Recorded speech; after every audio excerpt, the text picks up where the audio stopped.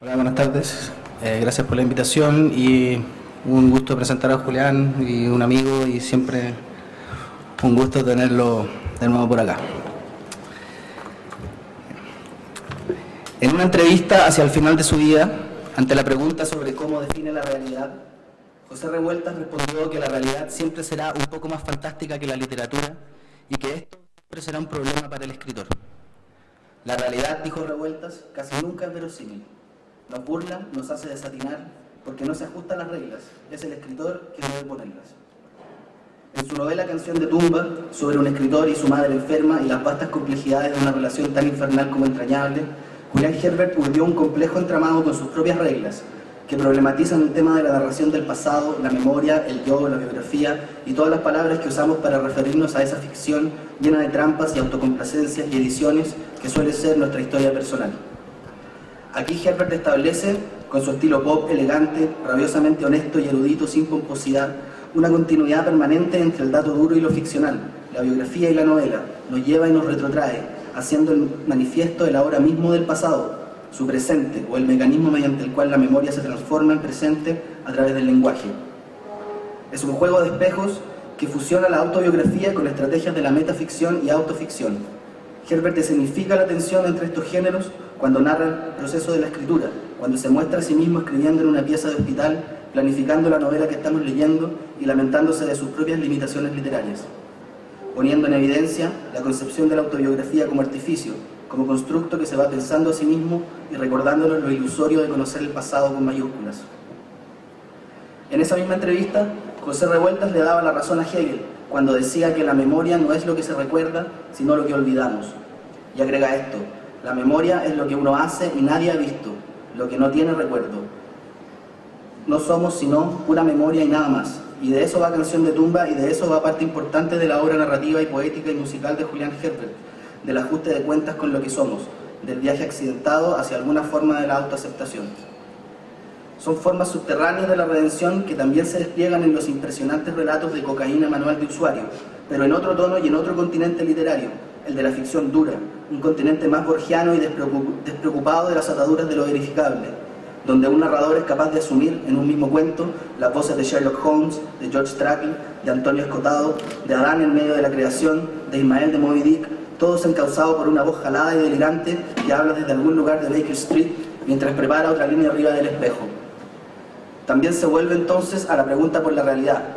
Cuando en el cuento Pedro Infante y Jimmy Dean están muertos, el narrador, con la ansiedad mortuoria de no tener acceso al polvo blanco cuando se le necesita, concluye lo siguiente: no hay peor sobredosis que la realidad. El hombre no soporta demasiada realidad. Y esto de alguna forma se relaciona con México y Chile y una forma muy particular de la mediocridad latinoamericana que nunca podrá estar exenta de comedia negra, como cuando Herbert nos recuerda, con la certeza de una convicción estadística, que en México 3 años de burocracia equivalen a 2 meses y medio de política concreta. En uno de los momentos más impresentables de la última Teletón, don Francisco le dio sus condolencias al cantante de rancheras Pedro Fernández por la tragedia que tenía de luto al pueblo mexicano. Por momentos pareció que don Francisco iba a referirse a los estudiantes normalistas desaparecidos, pero sus sentidas palabras eran por la muerte de Chespirito, como si de pronto don Francisco fuera un expositor de la cátedra de Roberto Gómez Bolaños. Se necesita un mecanismo ahí, algo como la carcajada detrás del horror, la necesidad del chiste en un contexto de mediocridad e indiferencia ante lo que sucede frente a nuestros ojos. O como lo puso el mismo José Revueltas: para nosotros los mexicanos no existe el horror, de tal modo estamos acostumbrados a él. En Canción de tumba, el viaje individual adquiere un correlato ante la pregunta por el país, haciendo manifiesto el contraste entre el discurso oficial y la experiencia del ciudadano común. Herbert dispara contra la noción idealizada de la familia mexicana, llamándola una exótica píldora publicitaria de chocolate abuelita, y luego tira el siguiente bombazo: la única familia bien avenida del país radica en Michoacán, es un clan del narcotráfico y sus miembros se dedican a cenar cabezas. Fuera un montón de piedras. Pero el México de Herbert también está expresado en minúsculas, en pequeños terruños o en pueblos olvidados, y donde se revela el tono ambivalente que pareciera adquirir, tarde o temprano, toda reminiscencia sobre la tierra de origen. Se desprecia la gran construcción de la mentira mexicana oficial, pero también están ahí las escenas de amistad, de compañerismo errante, de hermandad, de pachorra única y exclusivamente mexicana, pequeños ritos que funcionan como rayos esporádicos de luz en el desierto gris y pantanoso de la memoria. Así nos introducimos en la vasta obra de Herbert, por pasillos inundados de recuerdos que limitan con habitaciones cerradas en cuyo interior se van guardando trozos y fragmentos de una identidad fronteriza, una mexicanidad resignada que a veces desemboca en una belleza indiscutible, como en el poema El lugar donde se fríen los espárragos, de su poemario Kubla Khan, donde Herbert nos dice: mi infancia son recuerdos de un patio de frontera y Olivia Newton-John cantando Xanadu. Que cada quien contemple el paisaje que le toca. Gracias.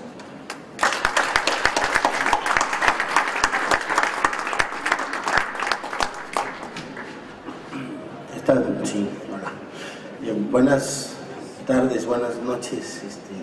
Muchas gracias Pablo. Me da mucho gusto estar en esta mesa con Pablo Toro, que es uno de mis brothers, es parte de mi banda chilena, digo yo siempre. Siempre me da mucho gusto venir a Santiago y he llegado a la conclusión de que nunca vengo a Chile.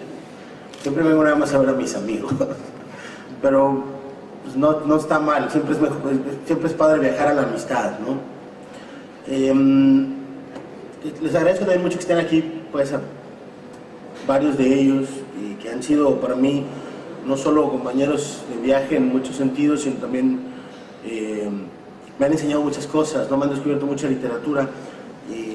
A mí siempre me emociona además venir a Chile porque siento que es como un reencuentro familiar por la cercanía que yo tengo en general con la tradición poética chilena, a la que quiero mucho, de la que me nutrí muchísimo desde siempre, y pues bueno, me siento un poco así, como en casa, ¿no? Como regresar con una parte de la familia. Y no voy a decir muchas cosas más sentimentales. Me gustaría empezar a hablar, a hacer un poco esta charla sobre revueltas, sobre todo porque traigo demasiadas cosas y no voy a llegar a ninguna parte. Entonces mejor me apuro para no llegar a ninguna parte. En algún momento, al principio, cuando me invitaron a esta charla, me emociona mucho estar además en la Diego Portales, porque es una universidad donde, bueno, aquí están muchos de mis amigos, tienen un proyecto editorial extraordinario, también del que me he nutrido mucho, y ahora más, les agradezco también mucho eso, que el acceso a estos libros maravillosos que publican. Al principio yo traté de hacer una cosa lo más formal posible, pensando en que bueno, te invitan a hacer una charla en una universidad, ¿no? Entonces, pero al mismo tiempo entendiendo el panorama de lo que esta universidad es, hasta donde alcanzo a verla, me sentí también luego con mucha libertad, ¿no? Conforme iba avanzando en la planeación de esta conversación. Entonces pensé, bueno, el título de esta charla, que ustedes lo conocen porque está por ahí impreso, tiene que ver con un planteamiento técnico de revueltas que se relaciona con un planteamiento técnico de Carlos Fuentes, y por eso se llama realismo dialéctico, realismo simbólico, las reencarnaciones de José Revueltas en la literatura mexicana. Conforme iba avanzando, pensé que el mismo espíritu de clase B que hay en algunos aspectos de la literatura de Revueltas, y el apego que yo tengo también, la cercanía, la complicidad que me une también al tema de la cultura popular, se me antojaba luego cambiar el título. Ya era muy tarde, ¿no? Pero bueno, lo voy a cambiar aquí. Y otro posible título de esta charla sería José Revueltas contra los monstruos del bien. Pensando que eso se parece como un título de una película del Santo, El Enmascarado de Plata, que para los mexicanos es un héroe nacional, ¿no? ¿Qué son los monstruos del bien? Revueltas se refiere a los monstruos del bien hablando del marxismo-leninismo de su época y de muchos de los aspectos de la izquierda mexicana y soviética de los años 30 y 40. Y los describe pensando, el oxímoron es una figura retórica que Revueltas utiliza todo el tiempo, por supuesto, porque es una figura completamente vinculada con su tradición filosófica, con su preocupación por la dialéctica. La preocupación filosófica de Revueltas por la dialéctica va más allá del marxismo y está afincada en Hegel. y constantemente está poniéndose a sí mismo en duda en ese sentido.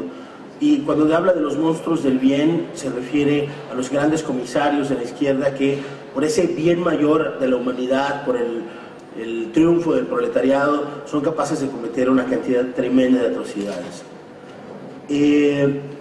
Claro, hay otras figuras que funcionan como monstruos del bien, y en el caso de José Revueltas, otro sector de monstruos del bien a los que tuvo que enfrentarse fueron los críticos literarios y en general la forma de canonización de la literatura. México tiene una carencia, esto es una pequeña digresión, México tiene una carencia frente a países como Argentina o Chile que tienen la educación literaria en su corpus de tener escritores raros. Y los escritores raros cumplen una función particular dentro del contexto literario. En México eso es como algún lenguaje que no podemos traducir. Entonces, los autores solo pueden ser malos o canonizables, ¿no? Y eso genera un hueco cultural muy grande, ¿no? Porque Revueltas no hay más remedio que convertirlo en un autor canonizable y tratarlo como un monstruo sagrado de la literatura mexicana, y digamos que su condición de rareza no satisface a ninguno de los críticos. Entonces eso hace que sea un personaje canonizable al que nadie lee y al que todos los críticos patean en el suelo. Entonces creo que esta peculiaridad de su figura es una de las cosas que más me atraen de Revueltas. Creo que en una cultura que estuviera más acostumbrada a tener estas figuras raras, los monstruos del bien tendrían una lectura muy distinta de la importancia literaria de José Revueltas. El año pasado, como ustedes saben, transitamos centenarios muy importantes para la literatura hispanoamericana. El centenario de Nicanor Parra, por supuesto, el de Julio Cortázar, y en México tuvimos este viaje cómico, mágico, musical y político ideológico muy interesante en los aniversarios, en los centenarios de Octavio Paz, Efraín Huerta y José Revueltas. Sin demeritar a ninguno de los tres, me parece que hasta la cronología conspiró contra Revueltas, porque Paz nació en abril, bueno, Paz nació el 31 de marzo en realidad, Efraín Huerta nació en junio y Revueltas nació en noviembre. Entonces, a la hora que llegamos al aniversario de Revueltas, ya el Estado estaba muy cansado de celebrar la literatura mexicana y no le tocó casi nada. Entonces, yo pensé que esta lectura podría ser una especie o sea, como después de after party, ¿no? Que es en realidad una lectura que es también una cruda, ¿no? Una caña, como dicen acá. Una lectura en términos de caña, lo cual no me parece mal, tratándose de Revueltas, que es un hombre que bebió hasta morir y además lo hizo reivindicando el derecho de un hombre a destruirse con el alcohol, y también en el sentido de una cruda o una caña acerca de lo que significa volver a encontrarte con este país, con México, perdón, como un país completamente destruido. Para hablar de las reencarnaciones de José Revueltas, se impone hablar de sus muertes, y Revueltas tuvo varias muertes, y me parece que es muy impresionante y muy sintomático el modo de morir y de renacer de un escritor mexicano como José Revueltas a lo largo de varias décadas. Tendría que decir que la primera muerte de José Revueltas sucedió en el año de 1949. Tenía 35 años y publicó una novela titulada Los días terrenales. ¿Qué significa morir en este caso para un hombre de 35 años?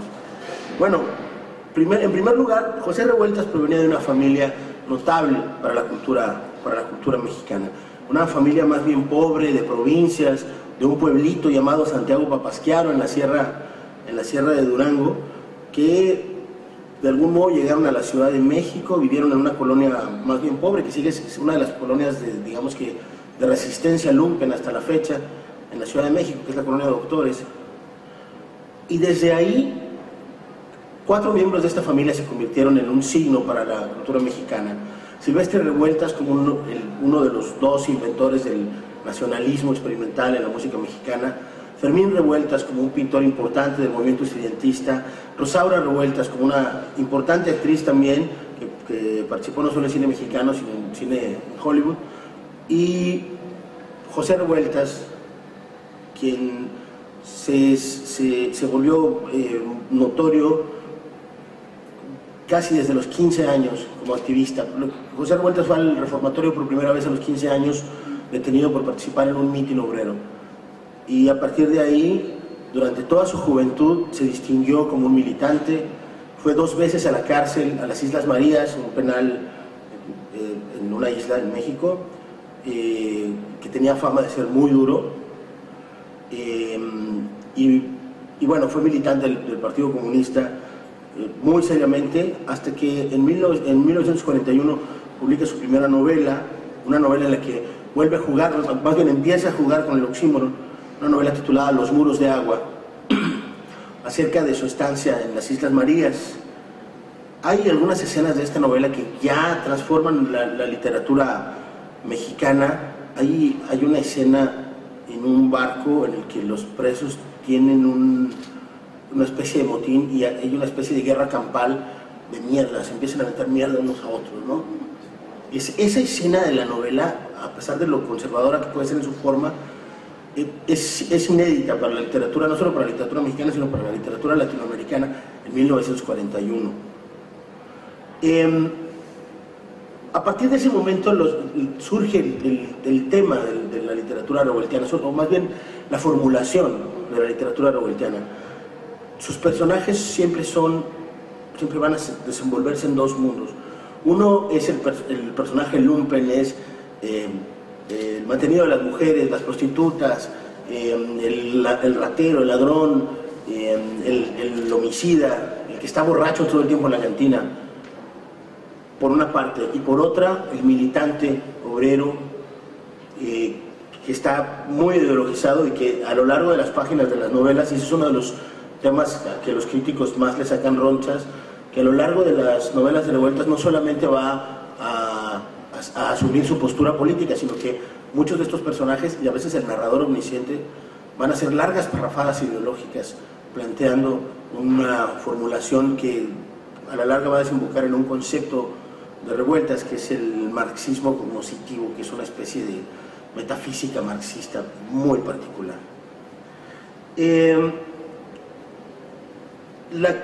Después de publicar esta novela, Revueltas entra en una zona que ya empieza a parecerle peligrosa, no tanto a los críticos de literatura, sino a sus compañeros militantes. En 1943 Revueltas publica su segunda novela, El luto humano, una novela que para mí, yo le tengo mucho cariño en lo particular porque es una novela que sucede en la región donde yo vivo. Es la historia de la construcción de una presa y del extensionismo que hacen los militantes para trabajar con los campesinos tras la reforma agraria. Es una novela muy amarga, es una novela que termina, es muy pesimista y termina con la destrucción de un proyecto, no solo un proyecto de gobierno, sino un proyecto de la izquierda. Es la decepción después del gobierno de Lázaro Cárdenas. Y Revueltas entra aquí al tema, ya después de haber abordado el asunto literario y el lumpen en Los muros de agua, aquí entra de lleno al tema ideológico y a la construcción de la historia del país. Algo que va a influir mucho en escritores más jóvenes y me parece a mí, aunque esto es casi una herejía decirlo en México, pues aprovecho que estoy en Chile, creo que es una gran influencia para la obra de Carlos Fuentes, la transformación, y voy a citar un par de pasajes de Fuentes que me parece que si no avalan esto, por lo menos generan ahí una zona de diálogo. Más adelante, Revueltas publica un libro de cuentos que se llama Dios en la Tierra. Un poquito después voy a hablar sobre lo que pasa con los cuentos. Desde mediados de los años 40, los críticos empiezan a decir: José Revueltas es un gran cuentista. No es muy buen novelista, pero es un gran cuentista. Y este tema se va a convertir en una de las discusiones más significativas de la crítica literaria en México, porque los cuentos de Revueltas tienen mucha menos carga ideológica de sus novelas. Entonces es interesante cómo la crítica le corta las uñas un poco a la preocupación política de sus autores, al menos en México. En fin, ahora hablo de los cuentos. Dios en la Tierra es de 44, más adelante va a publicar un libro que se llama Dormir en Tierra, y ahí me voy a tener un poco más. Pero a lo que quería llegar es que después de estas tres obras, El Luto Humano gana el Premio Nacional de Literatura. Revueltas es un escritor establecido, es un muchacho, es un hombre más bien joven, es un escritor establecido, es un militante establecido, empieza a construir un discurso ideológico, y primero, muy pronto, en el 47, lo expulsan del Partido Comunista Mexicano. Esta expulsión va a tener una consecuencia. La aparición de los días terrenales en 1949 no solo es la obra de un comunista que ha sido descastado, que ha sido negado por su gremio, es la obra de un crítico que frontalmente le dice al Partido Comunista, le pone los puntos sobre las ideas, le dice al Partido Comunista, por ejemplo, el Partido Comunista Mexicano, que tiene que tomar una postura frente a los juicios de Moscú de 1938. Que un buen comunista tiene que hacer un examen de conciencia. Y por otra parte, un discurso que ya venía permeando la obra de Revueltas se convierte en frontal, y es la construcción de una retórica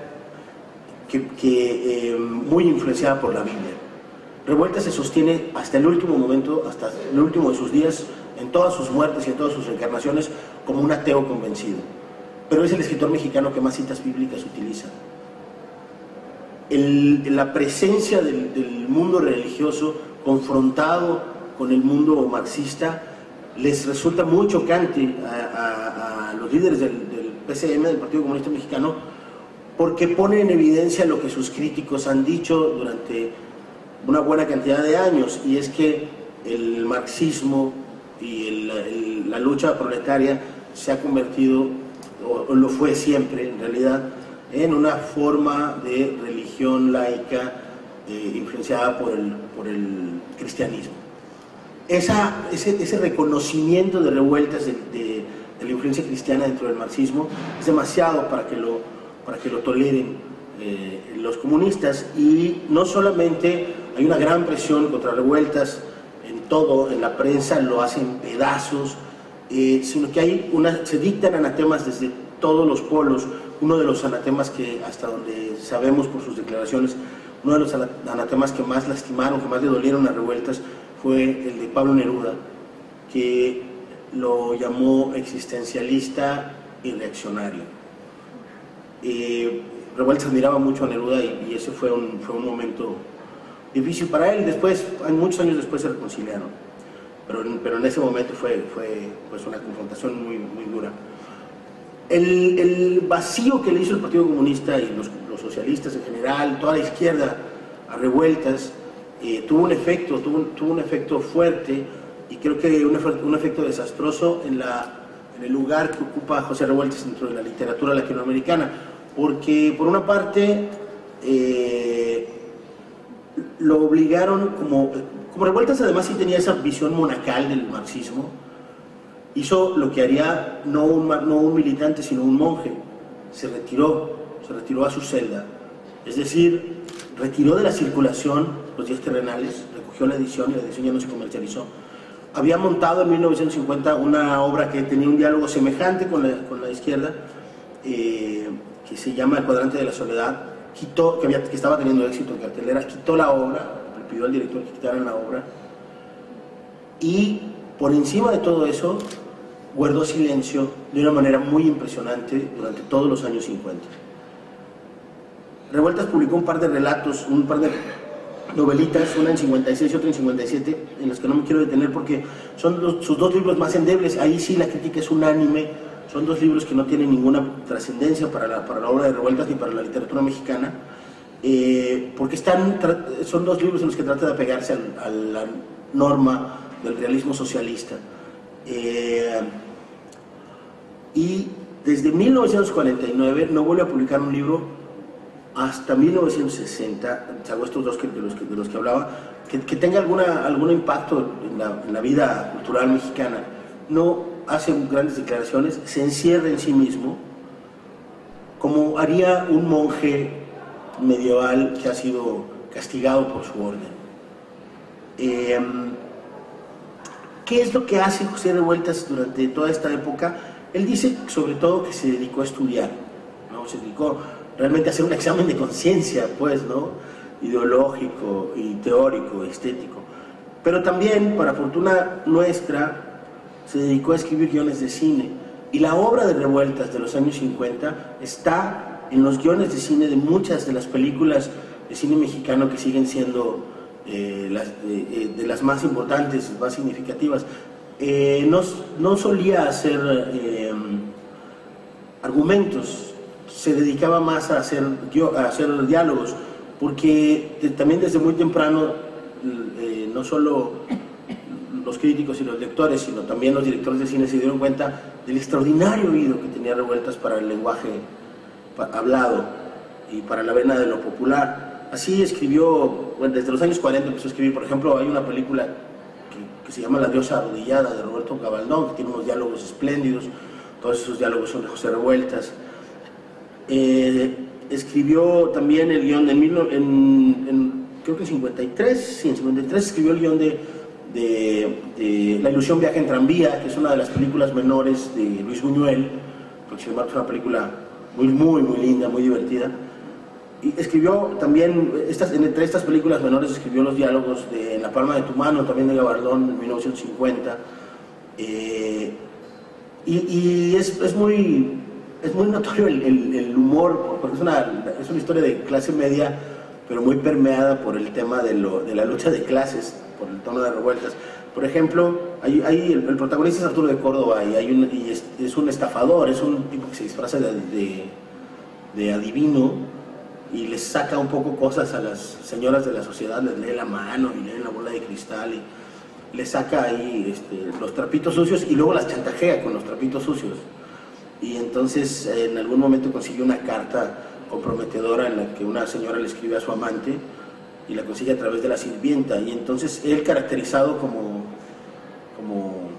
adivino, le dice a esta mujer a la que está chantajeando, le dice: no olvide, señora, no hay que confiar en los sirvientes, están en relación directa con los poderes sobrenaturales. Es como, aunque a pesar de que la historia es una historia de clase media, la reivindicación del lumpen o del pobre está todo el tiempo ahí.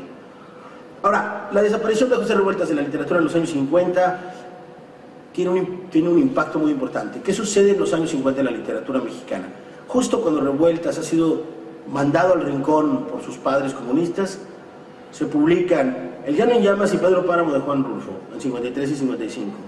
Octavio Paz publica sus dos libros más importantes hasta ese momento, Águila Sol y La estación violenta, y los reúne toda la primera parte de su obra en Libertad bajo palabra. Es decir, es como el corte de caja.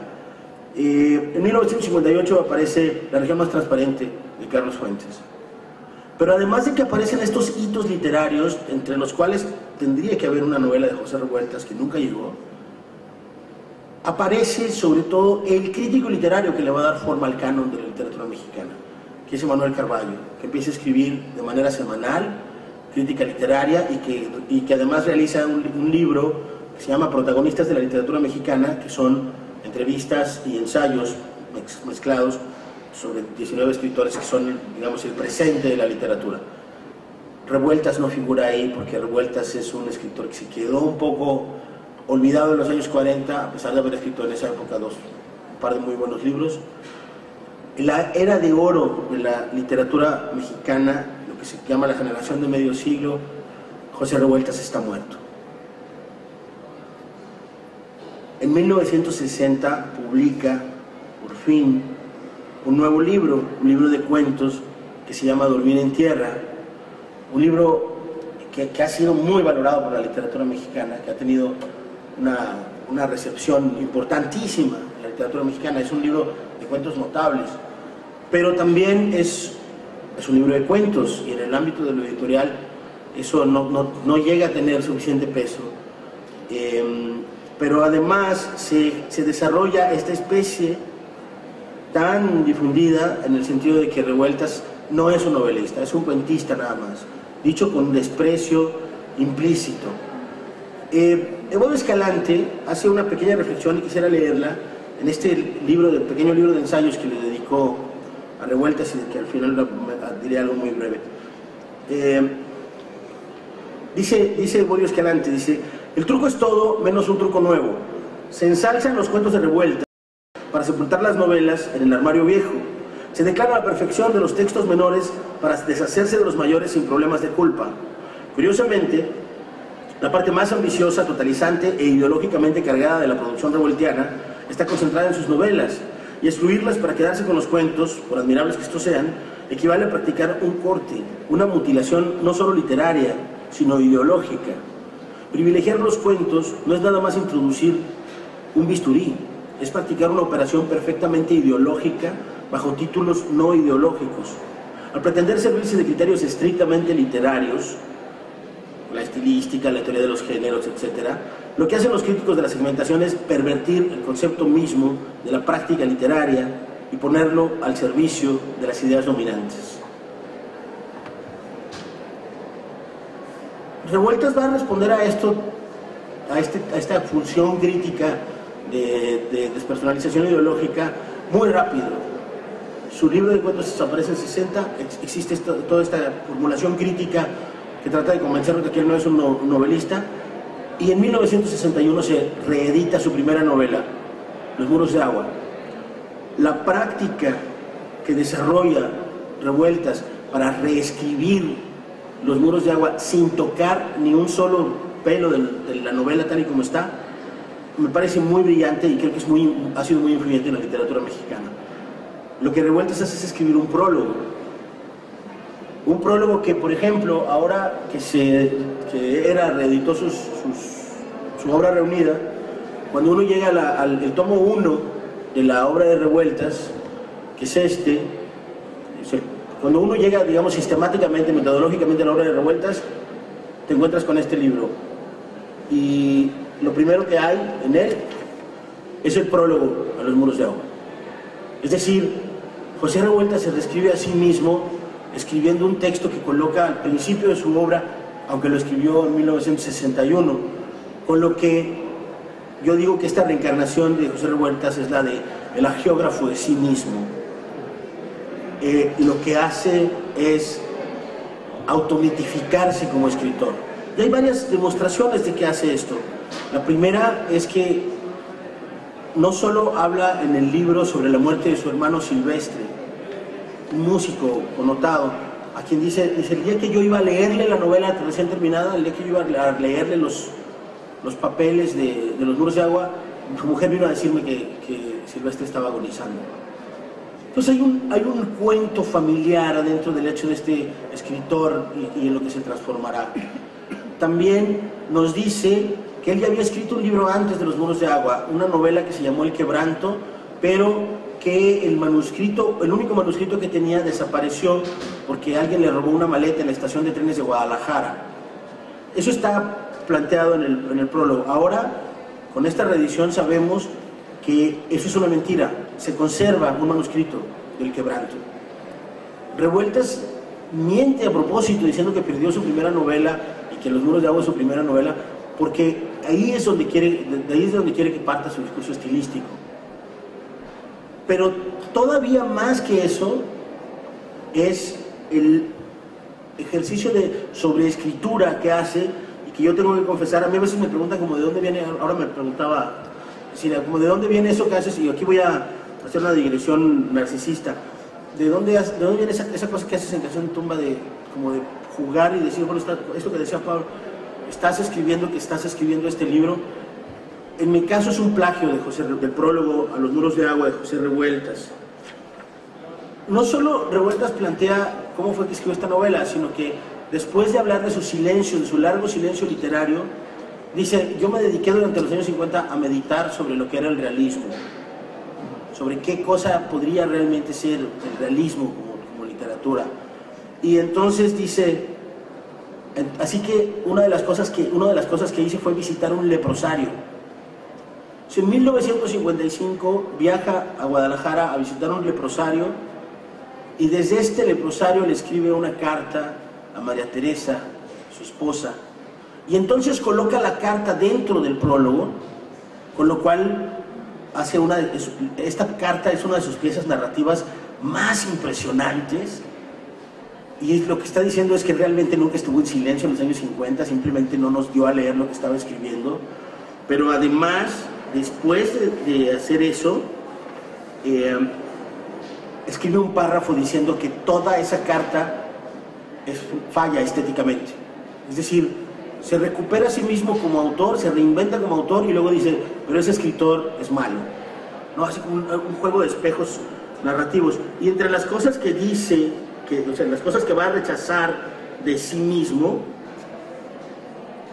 dice esto: está viendo a un grupo de leprosos que van a una función de teatro porque es un día de aniversario. Y dice, ahora, mirando a todos juntos, me doy cuenta en qué consiste el horror que hay en ellos, el horror que inspiran. Simplemente se trata de un horror diferido, un horror a punto de ser. Aquí puedo examinar de un modo progresivo el proceso de la distorsión de las caras, desde el principio, al comienzo de la monstruosidad, hasta la monstruosidad perfecta. Hay toda la gama. Están aquellos y aquellas cuya nariz es casi natural, casi humana. Luego vienen los que ya la tienen un poco hundida, y finalmente aquellos quienes nada más les queda en el rostro una simple, redonda y carnosa esferita en medio de las mejillas.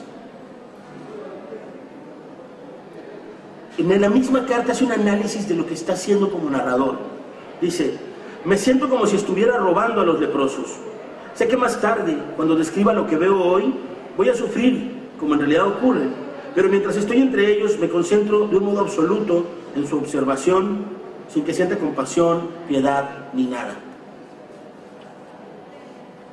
Pero todavía después de este sobreanálisis que hace del hecho de estar presenciando algo y tratando de construirlo narrativamente, hace una reflexión de la metáfora de lo nacional, de la metáfora de la lepra como figura de lo nacional.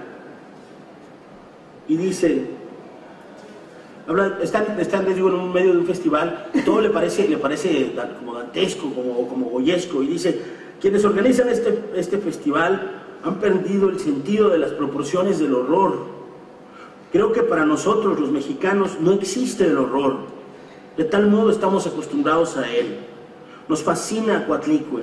Los niños para jugar se ponen esas horribles máscaras de hule que ahora me doy cuenta no son sino de leprosos. ¿Dónde se puede ver que esto sea un juego y una diversión? Solo entre nosotros. Somos un país increíble de demonios. Después de toda esta intensidad truculenta, dice Revueltas, al final de la larga cita que es la carta, dice, dudo que esa realidad pudiera ser transformada en una ficción literaria convincente. Es excesiva y superabundante. Y así, después de haber hecho todo este patos, se destruye a sí mismo en 3 frases. Y a partir de este momento, construye el discurso formal que más les ha dado discusión a los críticos en todo momento. Dice Revueltas en este prólogo, que es en realidad su poética. La realidad necesariamente debe ser ordenada, discriminada, armonizada dentro de una composición sometida a determinados requisitos. Pero estos requisitos tampoco son arbitrarios, existen fuera de nosotros. Son, digámoslo así, el modo que tiene la realidad de dejarse que la seleccionemos. Dejarse la realidad que la seleccionemos, ¿qué significa? Significa que la realidad tiene un movimiento interno propio, que no es ese torbellino que se nos muestra en su apariencia inmediata, donde todo parece girar en 1000 direcciones a la vez. Tenemos entonces que saber cuál es la dirección fundamental, a qué punto se dirige, y tal dirección será, así, el verdadero movimiento de la realidad, aquel que con que debe coincidir la obra literaria. Dicho movimiento interno de la realidad tiene su modo, tiene su método, para decirlo con la palabra exacta, su lado moridor. Voy a regresar a esta expresión en un momento. Como dice el pueblo, este lado moridor de la realidad, en el que se la aprehende, en el que se la somete, no es otro que su lado dialéctico, donde la realidad obedece a un devenir sujeto a leyes. Obvio la parte del choque de trenes estilístico que es los pasajes de la carta desde el leprosario que le escribe a su mujer y su fuerza narrativa, patética, y el distanciamiento que propone en los dos párrafos siguientes acerca de la realidad y de cómo debe existir una lectura dialéctica de la realidad, y la concepción que hace cuando dice esto: la realidad tiene su lado moridor, como dice el pueblo. Primero, la expresión en México es bastante comprensible, pero creo que fuera de México es más difícil de comprender, porque nosotros la usamos coloquialmente, y es ese tipo de expresiones que si no te preguntan qué es, entiendes qué es, pero si te preguntan, no. El lado moridor es la realidad a punto de desvanecerse. Es otra vez la construcción de un oxímoron, ¿no? La vida como entidad muriente. Y me parece extraordinario que José Revueltas, que tenía este bagaje filosófico hegeliano, utilice una expresión completamente popular y coloquial. ¿Cómo podría describirse el lado moridor a alguien que no es mexicano? Una es recurriendo a Hegel. Evodio Escalante hace esta cita de Engels acerca de Hegel, que se relaciona con el discurso revueltiano, que es, cito a Engels: la tesis de que todo lo racional es real se resuelve siguiendo las reglas del método discursivo hegeliano. En esta otra: todo lo que existe merece perecer. Pero eso sigue siendo filosofía alemana. La verdad es que la mejor manera de explicar qué cosa es el lado moridor de la vida es explicar qué cosas son las canciones de José Alfredo Jiménez. No existe nada más afín al lado moridor de la vida que la forma en la que José Alfredo Jiménez consigue sus canciones, yendo siempre hacia dos zonas aparentemente opuestas, a veces con el oxímoron, pero a veces utilizando otras rutas para conciliar elementos completamente distantes y producir imágenes potentes con ellas. La más conocida de estas imágenes potentes es: no tengo trono ni reina ni nadie que me comprenda, pero sigo siendo el rey. Esa es como la descripción lírica del lado moridor de la vida. Por supuesto, otra clásica: no vale nada la vida no vale nada, comienza siempre llorando y así llorando se acaba, que significativamente es una cita que es el epígrafe de la primera novela de Carlos Fuentes, La región más transparente. Pero a mí me gusta más una cita menos conocida de José Alfredo Jiménez, que creo que se acerca más claramente a la lectura de Revueltas, y es: las distancias apartan las ciudades destruyen las costumbres. Son dos versos que me parecen de una potencia latina. Así pues, decía, este prólogo podría considerarse una poética de la obra de José Revueltas, y al final del prólogo Revueltas dice que está decidido a construir un realismo materialista y dialéctico. Lo siguiente que hace es escribir un libro que se llama Ensayo sobre un proletariado sin cabeza, en el que declara la inexistencia del Partido Comunista Mexicano y hace una de las reflexiones más lúcidas acerca de lo latinoamericano, que es las revoluciones en Latinoamérica han construido, y él piensa sobre todo en México, por supuesto, han construido una base social, política, que está lista para el pueblo está maduro para la revolución. Los líderes no existe un discurso de un liderazgo real que organice todas esas fuerzas, ¿no? Declara la inexistencia del Partido Comunista y por supuesto vuelven a expulsarlo del Partido Comunista. Se integra al partido, porque ya lo habían aceptado de regreso después de su retiro monacal, pero bueno, vuelven a expulsarlo. Se une al Partido Socialista Obrero, y a los 4 o 5 meses lo expulsan también del Partido Socialista Obrero. Se reúne con un grupo de los comunistas más liberales, digamos, del país, y funda la Liga Leninista Espartaco.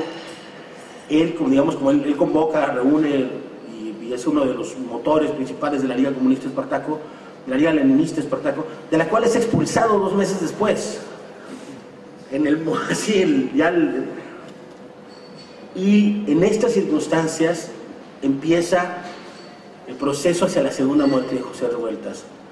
Revueltas, primero, está bastante maltratado por el alcohol ya, se divorcia, se queda sin casa, vive unos meses en La Habana, está en casa de amigos. Hay un registro exacto de dónde escribió su última novela, y está escrita en casas de distintos amigos que lo dejaban hospedarse ahí 3 semanas, 2 semanas, pasa así 2 años, hasta que concluye Los Errores, su última novela. Si yo expusiera en este momento, si alguien me preguntara qué estás escribiendo, yo les dijera que estoy escribiendo una novela que se trata de un padrote, decimos en México, que es el que regentea a las mujeres. ¿Cómo? ¿Proxeneta? Un proxeneta sería, bueno, pero no hay una coloquial. ¿Un cabrón? Un cabrón, un chulo. Bueno, si yo les dijera que estoy escribiendo una novela de un padrote, que es como decimos en México, que tiene un plan para retirarse de su negocio, y este plan consiste en meter a un enano homosexual que está enamorado de él en una maleta, para luego llevar esa maleta a la casa de un usurero y dejarla en resguardo, para que por la noche este enano salga de la maleta y le abra la puerta y poder asaltar el lugar. Creo que si yo planteara una cosa así, como que voy a hacer un cuento, una novela con eso, me acusarían de estar imitando a Roberto Bolaño. Pero ese es el argumento inicial de Los Errores de José Revueltas. Eso y una serie de locuras posteriores, como la idea de que los comunistas quieren deshacerse de un comunista que les parece un poco difícil, y entonces lo que hacen es planear un ataque a una sede fascista para poder matar a este cuate con una bala perdida, ¿no? Entonces todo el plan completamente alucinante de cómo hacer un ataque comunista contra los fascistas para matar a un comunista. La novela es desmesurada, tiene una dimensión difícil de abarcar, está relacionada con la nota roja, con la construcción de lo que él llamaba el marxismo cognoscitivo, que empezó a desarrollar por esa época. Los Errores les llamó la atención mucho en México. En los meses de entre abril y diciembre de 1964, con Signa Sonia Peña, se publicaron 10 reseñas sobre este libro, y todas iban contra el libro con todo, eran así lo más destructivo. Lo acusaron de que era una venganza personal contra el Partido Comunista, lo acusaron de que no sabía escribir, lo acusaron de que no sabía darle seguimiento a una historia, cuando justo lo que hacía era tratar de hacer una especie de broma, haciendo largas digresiones. Nadie entendió el sentido del humor de la novela, que yo creo que se va volviendo más espectacular con los años. Me parece que sin duda la gran novela de José Revueltas es, creo yo, una de las grandes novelas de Latinoamérica, y no pasó nada con ella. La segunda muerte de José Revueltas, voy a apurarme un poco porque ya estamos cortos de tiempo. La segunda muerte de José Revueltas fue, y esto no es culpa de nadie, de algún modo hubo una cierta complicidad del boom latinoamericano. En el momento en que Revueltas publica Los Errores, están apareciendo novelas como La muerte de Artemio Cruz, La ciudad de los perros, Junto a cadáveres, Paradiso, 100 años de soledad. Estos libros que se integran al boom inmediatamente, que desarrollan esta expresión del boom, sepultan por completo la novela de Revueltas. Y el único de estos autores que en algún momento dice que no se explica por qué Los Errores no figura en ese contexto de la novela latinoamericana es Julio Cortázar. Un crítico, un crítico mexicano que vive en Estados Unidos, se llama Carlos Dávila, no está recordando bien su nombre, pero se llama Dávila.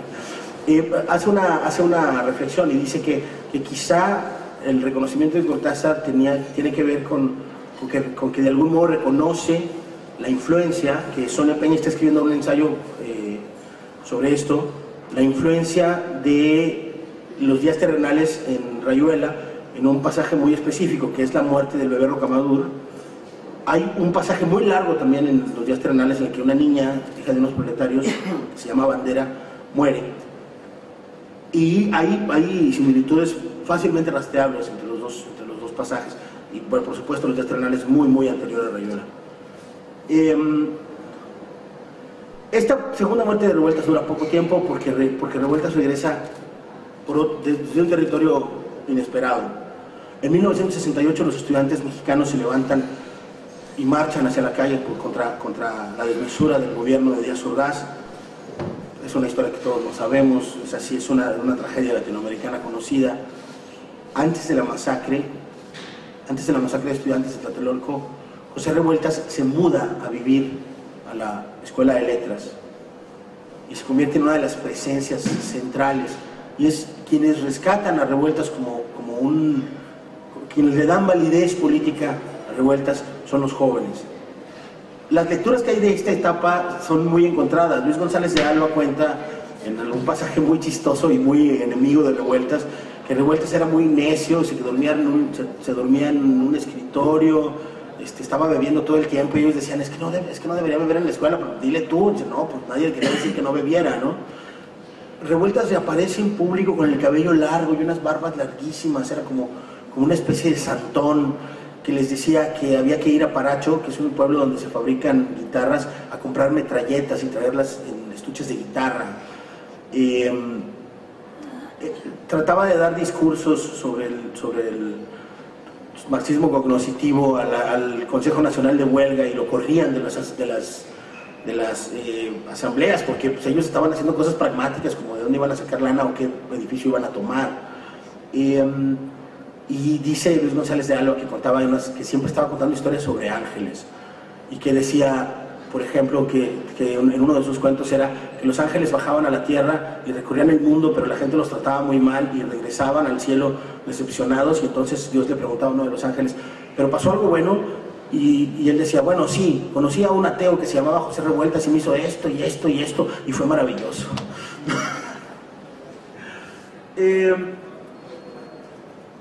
Revueltas confiesa, cuando todos los intelectuales están escondiéndose, él pasa a la clandestinidad una temporada, pero luego sale y confiesa, así dice, que él apoyó a los estudiantes, que fue a dar conferencias, y la policía se toma muy en serio la confesión y lo condenan a 16 años de prisión.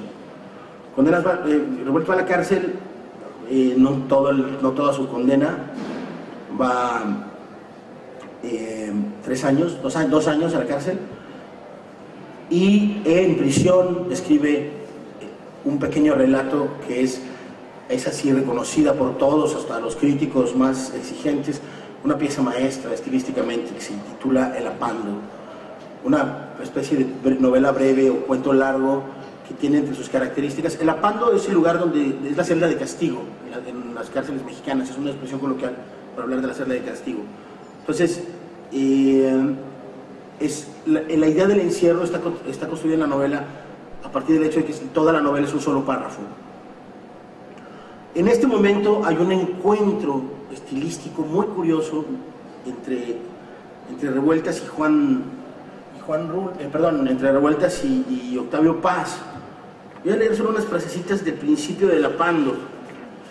El Apando empieza diciendo: estaban presos ahí los monos, nada menos que ellos, mona y mono, bien, mono y mono, los dos en su jaula, todavía sin desesperación, sin desesperarse del todo, con sus pasos de extremo a extremo, detenidos por el movimiento, atrapados por la escala zoológica, como si alguien, los demás, la humanidad, impiadosamente ya no quisiera ocuparse de su asunto. Todo ese primer pasaje sigue hablando, está hablando de los guardias de la prisión, pero los describe como monos. Y en ese mismo momento, Octavio Paz estaba escribiendo el monogramático, que en él hay un pasaje que dice así: estoy rodeado por monos que saltan de un lado para otro, machos fornidos que se rascan sin parar y gruñen enseñando los dientes si alguien se les acerca, hembras con las crías prendidas a las tetas, etc. Los dos pasajes, desgraciadamente no tenemos mucho tiempo más, pero los dos pasajes son significativamente cercanos, no solo en su campo semántico, sino también en su ritmo, en el estilo de su escritura. Este es el Revueltas que se va a quedar hasta el final, hasta 1976, cuando un vaso de vodka que le estaba prohibido, o sea, le dijeron: no te puedes tomar un trago más porque te mueres, y fue como un trago de vodka. Con la conciencia, en el fondo creo que tenían razón que lo acusaban de ser existencialista, al menos su relación con el alcohol creo que lo fue hasta el final. La tercera reencarnación de Revueltas tiene que ver con su relación con los próximos realismos el realismo simbólico del que en algún momento habla Carlos Fuentes. En 1965, muy poquito después de que Revueltas haya hecho su discurso acerca del realismo dialéctico y del lado moridor, Carlos Fuentes dice en una entrevista a Emanuel Carballo: siempre he creído que toda expresión literaria válida, independientemente de los casilleros que la alojen, es una expresión de la realidad naturalista, realista, fantástica, simbólica, crítica. No hay una construcción lógica de la verdadera realidad, tal como se presenta en la vida. Por el contrario, es ilógica y solo un esfuerzo intelectual lógico le da a esa realidad una semblanza comprensible. La fantasía es una realidad cotidiana más evidente que la realidad creada. Esto no es más que la idea que había, en otras palabras, la idea que había planteado Revueltas sobre la inverosimilitud básica de la realidad 3 o 4 años antes. Y bueno, esta misma entrevista sigue con este tema. Y habla de la responsabilidad generacional del autor, etc. Fuentes nunca le da esa condición a José Revueltas, pero incluso las formas de construir sus títulos, algunos de los rasgos de sus personajes, me parece que vienen, sobre todo de la primera época de las novelas de Revueltas. Una segunda formulación que retrotrae a José Revueltas es el infrarrealismo. El infrarrealismo, este movimiento literario mexicano del que partió Roberto Bolaño para escribir Los Detectives Salvajes, está infatuado de José Revueltas y de Efraín Huerta. No que aparezcan estos autores en las obras, pero la influencia obvia de la vida en el límite y su relación, es decir, la construcción de una realidad como vida en el límite, es obvia. No es una influencia teórica, es una influencia ética, y también es una influencia narrativa, ¿no? La construcción de las ideas, de las conexiones entre vida y literatura. Y si uno quisiera plantear esto que estoy diciendo más allá de la especulación como una realidad verificable en términos de lenguaje, más que encontrarla en los libros de Bolaño y de los infrarrealistas en general, se encuentran este personaje que Bolaño construyó como Ulises Lima y que está basado en la figura de José Alfredo Zendejas, un escritor que nunca quiso usar su nombre porque dijo que José Alfredo solo podía haber uno, José Alfredo Jiménez, y que usó toda su vida toda su vida literaria, el seudónimo de Mario Santiago Papasquiaro. Santiago Papasquiaro es el pueblo donde nació José Revueltas, ¿no? Mario Santiago Papasquiaro es en sí mismo, él como personaje de la literatura mexicana, un homenaje viviente a la figura de José Revueltas. Más adelante dos críticos van a reinterpretar el realismo revueltiano. Uno es Evodio Escalante, en este libro que se llama José Revueltas, una literatura del lado moridor, que es este libro, que es un libro muy deleuziano, es un libro que está basado en los discursos postestructuralistas. Me parece que hace esta idea inteligente de incorporar a un discurso filosófico una expresión coloquial. Y después también Christopher Domínguez Michael escribirá un ensayo que se llama Lepra y Utopía, que le hace un homenaje un poco a regañadientes. Se nota que Christopher, es muy evidente que Christopher no quiere Revueltas, se le complica muchísimo por todas las razones posibles. Tienen dos diferencias centrales. Me parece que la figura de Christopher, que en primer lugar es abstemio y en segundo es retirado del Partido Comunista, entiendo la complicación que le genera la figura de Revueltas, la incomodidad.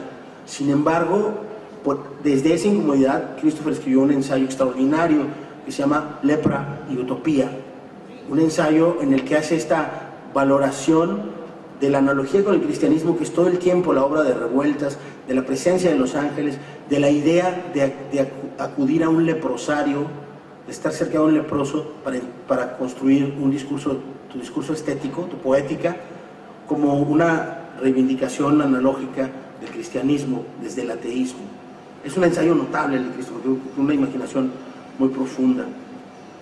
Finalmente, Revueltas llega a su cuarta reencarnación en el año 2014 como el hombre del centenario visto por los monstruos del bien. Las revaloraciones críticas, voy a tener unas notas sobre las revaloraciones críticas. Me parece que en general no han sido justas ni la actitud del Estado, ni la confrontación, digamos, ni la discusión que se ha dado en algunas revistas. El número que Letras Libres le dedicó creo que deja mucho que desear, son notas muy apresuradas, sobre la de González de Alba, y la nota de Christopher me parece que por esta vez es un poco mezquina, la nota de presentación de Christopher Domínguez. Sin embargo, sí hay dos cosas que sucedieron. Una es la reedición de la obra hecha por Editorial Era, sobre todo había tenido muchos problemas de ratas y de malas cajas de texto, y estas ediciones son preciosas, les quedaron de verdad preciosas. Es un trabajo de un editor de toda la vida, que es Marcelo Uribe. Creo que se lució en este trabajo. Pero sobre todo, este año se reeditó, por fin, esta novela, que les recomiendo mucho, está a Fondo de Cultura Económica, Los Errores, la ventaja. Claro, Revueltas desde el principio, cuando hizo esta novela, se arriesgó desde el título a que lo hicieran pedazos, ¿no? Puso el balón ahí en su propia portería. Y siempre se ha jugado con el título, hablando de los aciertos y los errores. Y este libro viene acompañado en la edición de Fondo de Cultura Económica de un volumen con 14 ensayos lúcidos, serios, de algunos críticos muy importantes, no solo mexicanos sino latinoamericanos, pero también de académicos que sitúan la novela en su lugar. Me parece que es un buen momento para volver a esta novela, para retomar esta novela, rescatarla del olvido, de verdad creo muy injusto al que la hemos sometido en Latinoamérica. Solo quisiera terminar, además de dándoles las gracias a ustedes y de darles las gracias a la Universidad Diego Portales y a Cecilia por su hospitalidad, diciendo esto. Yo les advertí que esto iba a ser un paso hacia ninguna parte, y creo que Revueltas lo permite. Me gustaría terminar diciendo esto. Mientras estaba preparando esta charla y leía, no tanto a Revueltas, sino a los críticos, a los comentaristas, a la gente que ha escrito sobre José Revueltas, había dos verbos que se repetían todo el tiempo en todos los autores, sin importar la simpatía o el rechazo. Constantemente empecé a subrayar estos dos verbos. Uno de esos verbos era descender. Revueltas era un escritor que siempre descendía. Descendía hacia el pueblo, descendía hacia la explicación de sus discursos teóricos, y el otro verbo era rectificar. Revueltas siempre estaba dispuesto a reconocer que se había equivocado. Me parece que un escritor que está dispuesto a descender y a rectificar todavía tiene cosas que enseñarnos. Muchas gracias.